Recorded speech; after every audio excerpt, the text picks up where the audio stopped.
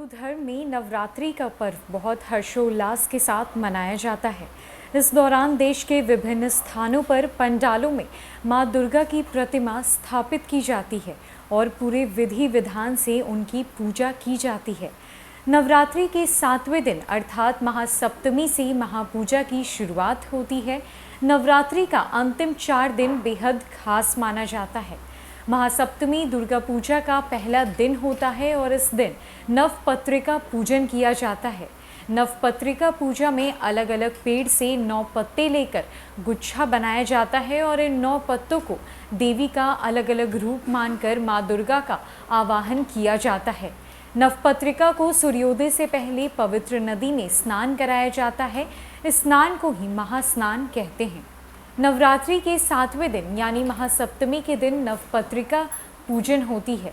इस दिन 9 पत्तों केला, कचवी, हल्दी, अनार, अशोक, मनका, धान, बिल्वा और जौ से मां दुर्गा का आवाहन किया जाता है।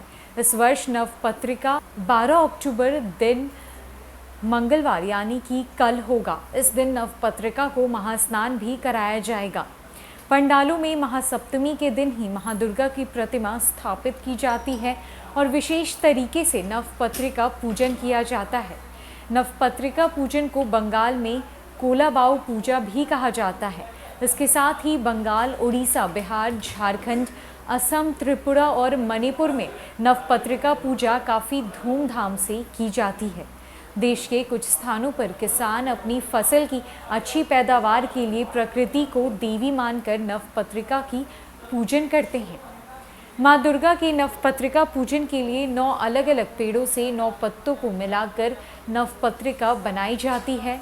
प्रत्येक पत्ते को मां दुर्गा का अलग अलग रूप मानकर पूरी श्रद्धा से उनकी आराधना की जाती है।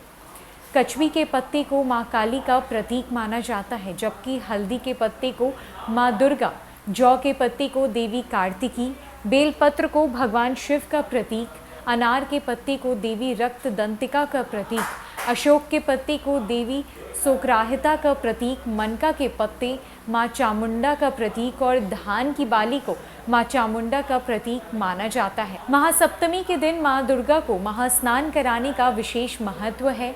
इस दिन मां दुर्गा की प्रतिमा के सामने शीशा रखकर उनके प्रतिबिंब को स्नान कराया जाता है।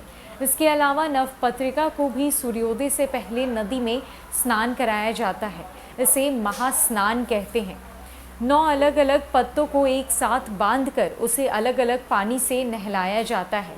सबसे पहले गंगा जल से पत्तियों को पवित्र किया जाता है और फिर बारिश के पानी, सरस्वती नदी के जल, समुद्र के जल, कमल वाले तालाब के पानी और झरने के पानी से नवपत्रिका को स्नान कराया जाता है। इसके बाद पत्तियों को लाल कपड़ा पहनाकर और पत्तियों का श्रृंगार किया जाता है। मां दुर्गा को महास्नान कराने के बाद पंडाल में रखा जाता है और प्राण प्रतिष्ठा के बाद षोडशोपचार पूजा की जाती है। नवपत्रिका को पूजा स्थान पर रखकर चंदन और पुष्प अर्पित किया जाता है। अंत में मां दुर्गा को महाआरती के द्वारा उनकी आरती की जाती है और प्रसाद का वितरण किया जाता है। नवपत्रिका पूजन के इसी विशेष महत्व के कारण देश के हर हिस्सों में इस पूजा को बहुत विधि विधान से किया जाता है। माना जाता है कि इससे मां दुर्गा प्रसन्न होती हैं, सभी मनोकामनाएं पूरी करती हैं।